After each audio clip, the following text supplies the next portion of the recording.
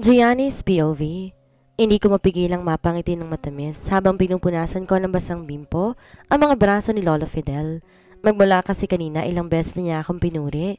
Napakaswerte raw ng kanyang apo dahil ako ang napangasawa niya. Mabait daw ako, maganda, at higit sa lahat maalaga pa. Bakit ba ayaw mong maniwala sa akin na talagang napakaswerte ng apo ko at ikaw ang napangasawa niya? Tanong ni Lolo Fidel na makita niyang natawa at napailing ako nang muli niya akong pinuri. Lolo, ilang beses mo nang sinabi sa akin yan, kaya sa tingin mo ba hindi pa ako naniniwala sa sinasabi ninyo? Halos malunod na nga ako sa papuri ninyo kaya imposibleng hindi ako maniwala sa sinasabi mo. Natatawang sagot ko sa kanya. Tumayo ako at binanlawan ang bimpo sa maliit na palanggana na may maligamgam na tubig. Sumakit kasi ang tuhod ni Lolo at di siya makatayo, kaya pinunasan ko na lamang siya ng bimpo na may maligamgam na tubig para naman di siya lamigin. Kapag hiniwalayan kanya, sinisigurado ko sa'yo, itatakol ko siya bilang aking apo. Ani Lolo, hindi ko alam kung nagbibiro lamang ba siya o seryoso siya sa kanyang sinabi. Bahagyang napalis ang ngiti ng aking mga labi nang marinig ko ang sinabi niya. Nakaramdam kasi ako ng guilt dahil hindi naman kami totoong mag-asawa ni Zion. Pakiramdam ko tuloy, niloloko ko si Lolo at natatakot ako na malaman niya ang totoo. Tiyak kasi na malulungkot siya at magagalit siya sa akin kapag nalaman niya ang tunay na relasyon namin ni Zion. Hindi ko alam kung ano ang isasagot ko sa sinabi ni Lolo, kaya't pasalamat ako nang pumasok sa loob ng silid ni Lolo, si Tita Alona. Dad, inimbitan ako ni Mrs. Perez na umattend sa kanyang birthday party mamayang gabi at nais ko sana isama sa Gianni para naman matuto siya makipagsosyalan sa ibang tao. Kausap ni Tita Alona sa kanyang ama. Napatitig naman ako sa mukha ni Tita Alona. Bakit naman nais niya akong sumama sa kanya sa pag-attend sa party na pupuntahan niya? May binabalak ba siyang masama laban sa akin? Nais ba niya ako ipahiya sa harapan ng maraming tao? Mabilis kong ipinilig ang aking ulo para maalis sa mga negatibong bagay na pumapasok sa aking isipan. Recently napansin ko, hindi na gaanong matalim kung tumingin sa akin si Tita Alona. Bagamat hindi pa rin siya nakikipag-usap sa akin, katulad ng pakikipag-usap niya kay Zion at sa iba pang mga tao sa bahay na ito, hindi na rin naman siya mahilig magsalita sa akin ng masasakit na salita. At natutuwa ako sa progress na yon. At least nagpapakita yon na hindi niya na ako masyadong hate. Tanging si Karen na lamang tila lagpas hanggang langit ang galit sa akin. Ako, isasama mo sa party, Tita Alona? Naku, wag na lang at wala naman akong kilala sa party kahit na isa. Tiyak maboboard lamang ako sa party. Tsaka hindi ako sanay umattend sa mga social na party, no? Baka magkalat pa ako ron, mapahiya ka lang kaya mas mabuti pang wag mo na lang akong isama. Magalang na tanggi ko sa kanya. Basta, kapag nagkalat ako sa party at mapahiya ko siya, mas lalo magalit siya sa akin. Imbes gumaganda, ang pakikitungo niya sa akin ngayon kaysa dati. Ayokong bumalik kami sa dati na sa tuwing titingin siya sa akin, parang matalas na kutsilyo ang kanyang mga mata. Ano ba yung pinagsasasabi mo, Gianni? Masaya ang party kaya tiyak mag-e-enjoy ka. Kaya sumama ka na sa party mamayang gabi. Pangumbinsi sa akin ni Lolo. Magpoprotesta sana ako, kaso tinaas niya ang kanyang kamay para patigilin ako sa pagsasalita. Kaya wala ako nagawa kundi ang mapahugot na lamang ng malalim na buntong hininga. Okay po, Lolo. Sasama po ako kay Tita Alona mamaya sa pagpunta sa party. Napipilitang sagot ko sa kanya. Muli akong napahugot ng malalim na buntong hininga dahil wala akong pang formal na damit na maisusuot mamaya. Kapag ang isunod kong damit ay isa sa mga damit ko rito, tiyak magmumukha akong alalay ni Tita Alona. Don't worry sa damit na isusuot mo, Gianni.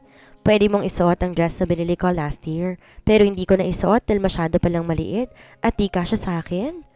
Ayan, Gianni, may damit ka nang maisusuot sa party kaya wala ka ng problema. Ang gawin mo na lang, mag-beauty rest ka ngayon para fresh looking ka mamayang gabi. Natutuwang wika ni Lolo. Bago ko itinaboy. Tatapusin ko muna ang pagpapuna sa'yo, Lo. Mamaya na lang ako mag-beauty rest. Anong tatapusin? Kanina mo pa ako pinupunasan. Takot na nga kumapit sa balat kong dumi dahil mayat maya mo akong pinupunasan Lumabas ka na sa kwarto ko at mag-beauty rest ka na sa silid mo. Muling pagtataboy sa akin ni Lolo. Napailing na lamang ako at iniligpit ng mga gamit ko sa pagpuna sa kanya bago ko lumabas ng kanyang silid at tagtungo ng aking silid. Medyo excited ako sa pag-attend sa party dahil ito ang unang beses na makaka-attend ako ng party ng mga mayayaman. Bandang 6:00 ng hapon, pinatawag ako ni Tita Alona, pinapunta sa kanyang silid. Ipinakita niya sa akin na isang evening gown na susuotin ko sa party. Naparunok ako sa paghanga na makita kong napakagandang evening gown. Spaghetti ang style ng gown na medyo malalim ang hiwa sa may dibdib, kaya tiyak makikita ang aking cleavage. Kulay beige ang bandang dibdib at mula bewang pababa, black naman ang kulay. May mataas na slit sa may bandang hita ng gown, kaya natitiyak ko kapag maglalakad ako may expose ang aking kalahating hita. Mabuti na lamang at maputi ang mga hita ko, kaya hindi nakakahiya. Naibalandra. Mas kuminis din ang balat ko ngayon at salamat sa mamahaling lotion na ipinapahid ko sa balat ko. Dati kasi, mineral oil lamang ang ginagawa kong lotion para kumintab ang balat ko. Pero ngayon maraming lotion sa kwarto namin na mula sa mga produkto ng kumpanya nila Zion, kaya hindi ko na kailangan pang bumili ng lotion. Mamahalin ang mga lotion nila at dekalidad dahil ni-export nila ito sa ibang bansa. Sa tingin ko, kasya naman sa iyong damit na yan at bagay lamang sa iyo kaya binibigay ko na yan sa iyo, sabi ni Tita Alona habang nakatingin sa gown na hawak ko. Akin na lang tong gown? Di makapaniwalang tanong ko sa kanya. Nakakapanibago talaga ang ipinapakitang ugali ngayon ni Tita Alona, ngunit natutuwa ako sa kanyang pagbabago. Oo, sa'yo na yan. Dalhin mo na yan sa kwarto mo bago pa magbagong isip ko. Sabi niya sa tonong nagbibiro, ngunit seryoso naman ang anyo. Dahil baka nga magbago pang isip niya, ay agad na akong lumabas sa kanyang silid pagkatapos kong magpasalamat sa kanya. Pagbalik ko ng aking silid, agad na akong naligo at nagbihis ng damit. Ang lambot at lamig sa katawan ng tela. Iba talaga kapag mamahalin ng suot. Napaka-komportable sa pakiramdam.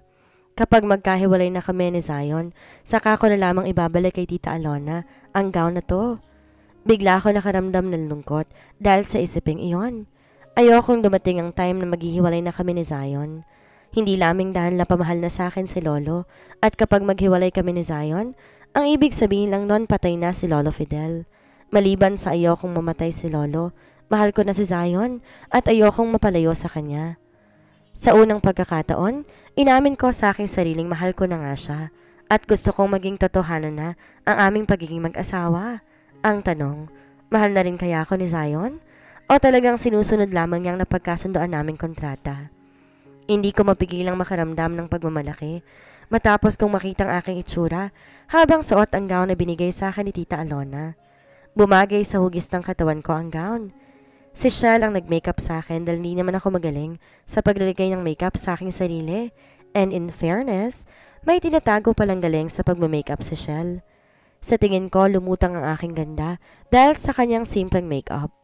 Nagulat nga ako na makita kong mukha ko sa salamin matapos niya akong malagyan ng makeup. Hindi ko akalain na may igaganda pa pala ako. Simple lang naman ang makeup ko at ayos ng buhok ko. Nakapusod pa itaas ang buhok ko at sa gilid ng aking mga pisngi, hinayaan ni Shell na malaglag ang ilang hibla ng aking buhok. Parang mas tungangos ang aking ilong nang malagyan niya ng contour. Matingkad na pink lipstick naman ang ginamit niya sa aking mga labi at nagustuhan ko naman iyon. Ang ganda-ganda mo naman, Gianni. Hindi ko akalaing gaganda ka ng ganyan kapag naayusan ka. Humahangang bulalas si Linda pagbaba ko sa sala. Naroong naghihintay si Tita Alona at si Karen na biglang napasimangot nang makita ko. Naroon din si Lolo Fidel at nakaupo sa couch. Talagang hinintay niya ang paglabas ko dahil gusto niyang makita ang aking itsura habang suot ang gown. Ang OA mo naman, Linda. Naayusan lang ako ng konti, ang ganda-ganda ko na kagad. Natatawang sagot ko sa kanya. Bulag ka yata, Linda. Hindi ka marunong tumingin sa tunay na maganda? Ani Karen, na hindi nakatiis na wag sumabat sa usapan. Hindi ako bulag. Nagsiselos ka lang kasi mas maganda ako sa Gianni kaysa sa'yo. Mahina ang boses na bulong ni Shell. Ngunit dahil katabi ko siya, ay malinaw kong naririnig ang sinasabi niya. Anong sabi mo? Nandidilat ang mga matang tanong ni Karen kay Shell. Ang sabi ko, maraming babae magsiselos kapag nakita ka nila sa party kasi tiyak na ikaw ang pinakamaganda ron. Mabilis na paliwanag ni Shell habang may tabinging ngiti sa mga labi. Tama na nga ang usapan, baka malate pa kayo sa party. Wika ni Lolo Fidel pagkatapos ay binigyan ako ng tila nakapanghihinayang na tingin. Sayang lamang, wala rito si Zion. Hindi tuloy niya nakita kung gaano kakaganda ang kanyang asawa. Napangiti naman ako sa papuring iyon ni Lolo. Lalo kasing napasimangot si Karen nang marinig na mismong si Lolong nagsabing maganda ako. Matamis ang ngiting nilapitan ko siya. Thank you, Lolo. Gwapo ka pa rin naman hanggang sa ngayon eh. Lo, kahit nakulubot ang iyong balat sa mukha, mababakas pa rin ang kagandahang lalaki mo nung kabataan mo. Balik papuri ko pa sa kanya. Totoo naman ang sinabi ko eh, at hindi lamang dahil pinupuri akong maganda. Mababakas pa rin sa mukha ni Lolo na gwapo ito nung kabataan ito. Huwag mo na nga akong bulahin. Umalis na kayo at baka malate pa kayo sa party. Ayaw niyo naman siguro na mag-grand entrance kayo eh, at sapawan pang birthday celebrant. Nakangiting biro ni Lolo sa amin. Aalis na kami, Dad. Baka nga mag-grand entrance kami kapag di pa kami umalis ngayon. Sabi naman ni Tita Alona na ngayon lang nagsalita. Pagkatapos sumalik sa pisngi ng kanyang ama at nauna na siyang lumabas ng bahay. Sumunod na rin kami ni Karen matapos naming magpaalam kay Lolo. Hindi marunong mag-drive si Tita Alona at kotse ko ang gamit niya, kaya ako na lamang ang magmamaneho at tinuro na lamang ang naunang direksyon. Papunta sa venue ng party. Huwag kang magkakalat sa party, Gianni. Huwag mo kaming ipapahiya. Narinig mo? Matalim ang tinging paalala sa akin ni Karen. Ngunit sa halip sagutin ko siya, pinaikot ko lamang aking mga mata. Ines na inirapan niya ako at doon na lamang ang paningin sa labas ng bintana. Halos kalahating oras ang biniyahe namin. Bago kami nakarating sa isang mamahaling 5-star hotel kung saan naroon ang venue. Sabay-sabay kaming tatlong pumasok sa loob. Maraming bisita lang naroon sa party at kanya-kanya silang hawak ng wine glass. Style cocktail party pa lang birthday ni Mrs. Perez. Ang iniisip ko maraming mesa, mga upuan at masasarap na pagkain sa bawat mesa. Yun pala'y isang dalawang mahahabang mesa na puno ng pagkain at isang mahabang mesa na puro inuming nakakalasing naman ang nakalagay. Kung gustong kumain ng bisita, kukuha na lamang sila sa mesa ng gusto nilang pagkain at dadalhin ko sa nila gustong tumayo. Mabuti pang mahihirap, may mauupuan kapag nagkakaroon ng party. Ang mayayaman nakatayo lamang. Bulong ko sa aking sarili habang ginagala kong aking paningin sa paligid. Binati naman ng birthday celebrant pagkatapos, saglit silang nag-usap. Hindi lang nagtagal si Mrs. Perez sa harapan namin dahil kailangan pa niyang i-entertain ang iba pang mga guest na dumadating. Kung gusto mong kumain, kumuha ka na lamang na makakain mo, Gianni. Pwede ka ring uminom ng alak, ngunit huwag kang magpapakalaseng, okay? Bilin sa akin ni Tita Alona. Di ako nagsalita sa halip, tumango lamang ako sa kanya. Excuse me, may kaibigan akong nakita. Kakausapin ko lamang siya saglit. Paalam ni Tita Alona bago naglakad, papunta sa mesang puno ng mga inumin. Kumuha to ng 2 baso na may lamang alak at pagkatapos naglakad papunta sa sinasabi nitong kaibigang nakita. Kawawa ka naman, Gianni. May iwan ka lang mag-isa ritong nakatayo at parang tanga. Nakangising kausap sa akin ni Karen bago niya ako tinalikuran at tumapit sa grupo ng mga babae na mukhang mga kakilala nito. Napabuntong hininga ako na mahina. Mukha nga akong tanga rito. Wala man lang ako makausap dahil wala naman akong kakilala rito eh.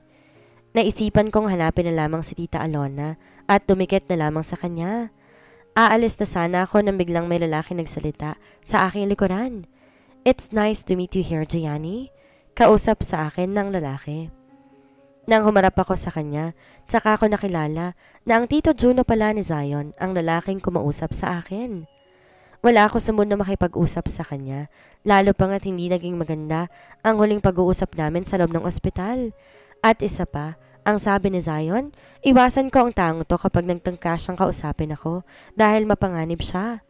At taong mapanganib nga siya dahil ang nasa likod ng intentional na pagkasira ng elevator na sinakyan namin ni Lolo. Gianni's POV. Hindi ko mapigilan na mapatitig sa mukha ng tiyuhin ni Zion. Hindi ko kasi maintindihan kung ba't masama ang ugali niya, samantalang mabait naman si Lolo Fidel na kanyang ama. Si Tita Alona nga, na masama rin ang ugaling pinakita sa akin sa umpisa, lumalabas na ang kabutihang loob, samantalang ang lalaking to sa harapan ko, talagang hindi mapagkakatiwalaan ng mukha. At habang tumatagal na tinititigan ko siya, parang wala ako nakikitang pagkakapareho nila ni Lolo Fidel. Si Tita Alona kamukha ni Lolo ang mga mata at ilong, at si Zion nga na apo lamang nito ay may mga features rin na kukuha mula sa kanya. Pero bakit ang panganay na anak ni Lolo tila wala man ang nakuhang features mula sa kanya? Pasensya na, ngunit tinahanap ko si Tita Alona kaya kailangan ko nang umalis, Mr. Harrington. Paumanhin sa kanya. At akmang iiwanan ko na siya nang bigla niyang hinawakan na mahigpit ang aking kanang braso. Huwag kang bastos, Gianni. Kinakausap pa kita kaya wag mo akong tatalikuran. Mariin ang boses na wika niya sa akin. Halatadong pinipigilan niyang sarili na magtaas ng boses sa akin. Hindi ako bastos, Mr. Harrington. Kung bastos ako, hindi na sana ako humingi pa ng paumanhin sa'yo bago ako tumalikod. Sagot ko naman sa kanya habang inaalis ang kanang kamay sa aking braso. Akala mo maswerte ka dahil napangasawa mo si Phil? Pero kapag natuklasan mo ang isang bagay na sobrang mahalaga, tiyak guguhang iyong pangarap. Nanunoy ang wika ni Mr. Harrington. Nahinto ang akmang pagtalikod kong muli sa kanya nang marinig ko ang kanyang sinabi. Para bang may nais siyang iparating sa akin, ngunit hindi ko maintindihan kung ano ba yon. Kaya nagdesisyon akong tuluyan na siyang harapin at kausapin para maklaro ko kung anong ibig niyang sabihin. Tungkol sa kanyang sinabi, bakit di mo sabihin sa akin kung anong ibig mong sabihin at huwag ka nang magpaligoy-ligoy pa? Seryosong mukhang tanong ko sa kanya. Ang isa kong kamay mahigpit na nakahawak sa kanyang strand ng dala kong shoulder bag. Aminin ko man o hindi, talagang napukaw niya ang aking curiosity. So now willing ka nang kausapin ako? Nakangising tanong niya sa akin. But sorry, Gianni, dahil sa ngayon wala pa akong balak sabihin sa iyong totoo. Hihintayin ko na lamang na mas lumalim pang nararamdaman mo kay Zion. Mas malalim ang pag-ibig niyo sa isa't isa, mas masakit. At mas masakit, mas masaya. Wala akong pakialam. Kung wala kang balak sabihin sa akin kung anong ibig mong sabihin, alam kong gusto mo lamang guluhin ang aking isip. Hindi ko na hinintay na makasagot pa siya sa akin. Malutong na halakak na lamang ang narinig ko mula sa kanya. Nagdesisyon akong lumapit sa mesa at kumuha ng pagkain. Mas maganda na may nginunguya ako habang nakatayo sa isang sulok kaysa walang ginagawa. Pagdating ko sa harap ng mesa, hindi agad ako kumuha ng pagkain. Napakaraming masasarap na pagkain sa mesa kaya hindi ko alam kung anong kukunin ko. Anong ginagawa rito ng babaeng mga agaw ng lalaki? Tanong sa akin ng boses ng isang babae mula sa aking likuran. Pagharap ko sa kanya, natuklasan kong si Bettina pala ang lumapit at kumausap sa akin. Katulad ni Tita Alona, imbitado rin pala siya sa party na to. Kung alam ko lang na nandito siya, hindi sana ako sumama pa rito. Kahit grade 1 na bata, alam ko anong ginagawa ng isang tao sa isang birthday party. Binigyan ko siya ng mapanayang ngiti. And for the record, hindi ako mga agaw ng lalaki dahil wala kang boyfriend o asawa na inagaw ko mula sa'yo. Come on, Bettina. Name a person na inagaw ko mula sa'yo. Ngunit siguraduhin mo lang na totoong pagmamay-ari mo nga ang taong inagaw ko at hindi lamang nag-iilusyon ka.